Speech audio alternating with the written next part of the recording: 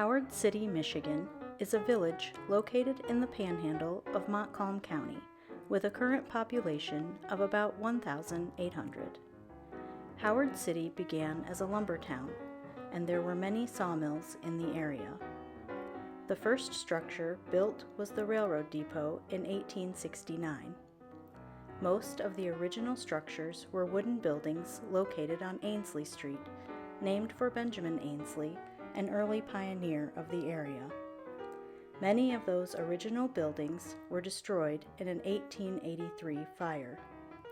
Brick buildings were then built along Edgerton Street, some of which are still standing.